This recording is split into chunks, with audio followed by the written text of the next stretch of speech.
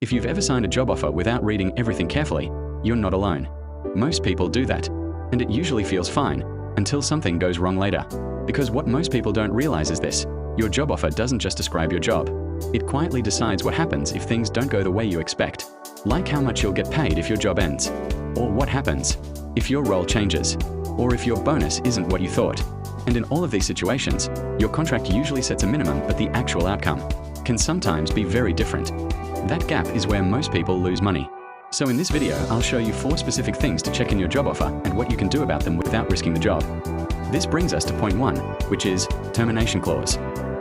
Most employment contracts include a clause that sets what you will receive if your employment is terminated. In many cases, that clause limits your entitlement to the minimum required under employment standards legislation. This usually covers 2 things: your termination pay and your notice period or pay in lieu. Termination pay is about how much you're paid when your job ends. Notice period is about how much warning you get or pay instead of that time. In simple terms, you are agreeing in advance that if your employment ends, your termination package will be restricted to that minimum. The issue is that, depending on your role, length of service, and other factors, your entitlement in a real situation may be higher. But the contract attempts to fix that number up front. So if your employment ends later, the employer's position is straightforward. This is what the contract provides. And that becomes the starting point of any discussion. Now, depending on the situation, that clause may not be determinative, but it still affects your position significantly. In practice, most people will still sign the offer. But before you do, you should at least raise the question whether that clause is negotiable. Even if it is not changed, that exchange creates a record of how the term was presented to you. If the response is effectively "this is standard" or "this is not negotiable," that can indicate that the term was presented on a take-it-or-leave-it basis. And that context, including the imbalance in bargaining power, can become relevant if the clause is ever examined later. Because it goes to how the agreement was actually made, not just what the document says. It doesn't guarantee an outcome, but it can strengthen your position if you need to challenge that limitation later. Point 2, role change situation. Most employment contracts include language that allows changes to your role based on business needs or operational requirements. This is often written very broadly, things like additional responsibilities, changes in duties, or adjustments in how the role is structured. At the time you sign, this doesn't seem unusual. It feels like normal flexibility. But in practice, this is where things can become more significant. Because over time, your role may change, more responsibility, different expectations, or a role that looks very different from what you started with. In some situations, a significant change like that can raise a legal issue. But the contract is often written to allow a level of flexibility from the start. So instead of the change being treated as a problem, the employer can point to the contract and say, "This falls within what you agreed to." Even if there were earlier discussions about what your role would look like, those discussions are usually not what the contract relies on. The written terms are. Now, depending on the situation, you may still have a basis to challenge a significant change later, but the way the contract is written can make that position harder to establish. So before signing, it is worth asking a simple question: how much flexibility the company expects in terms of changes to your role, and whether there are any limits on how that flexibility is applied. Even if the answer is general, that exchange creates a record of what was explained to you.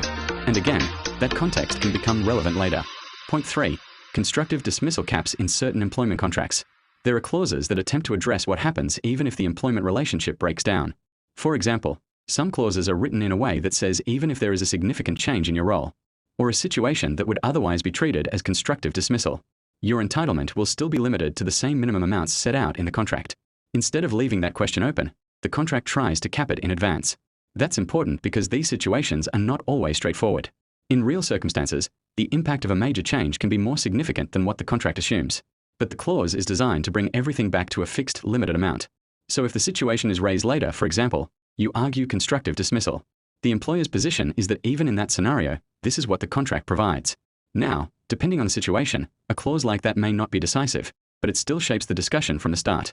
So before signing, it is worth paying attention to how broadly these limitations are written and whether they are trying to apply the same cap across multiple situations. Even raising that point or asking how it would apply in practice creates a record of how it was explained to you, and that context can become relevant later. Point 4, bonus pay. Most job offers include some form of bonus or variable compensation. but the way it's written is often very different from how people understand it.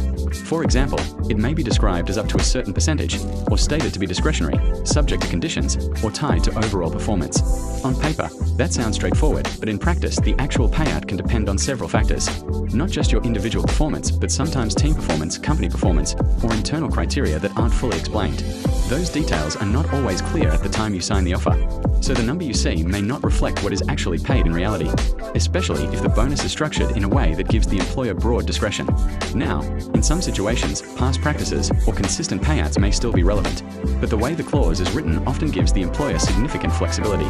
So before signing, it's worth asking specific questions such as how the bonus is calculated, whether it is individual or team-based, and what the typical payout has been in practice. Even if the answers are general, they give you a clearer picture of what to realistically expect. And again, that exchange creates a record of what was explained to you at the time. Conclusion. If you take one thing from this, it's this. Your job offer doesn't just describe your role. It tries to define, in advance, what happens in situations that haven't happened yet. In many cases, those terms are written to set a minimum, even where your actual position may be stronger depending on the situation. That doesn't mean you shouldn't sign, because most people will, but it does mean you should understand what you're agreeing to and ask a few basic questions before you do. One question that comes up immediately is what exactly you should ask HR, and how to do that without creating a problem or risking the offer. Because depending on how you frame it, the response you get can be very different.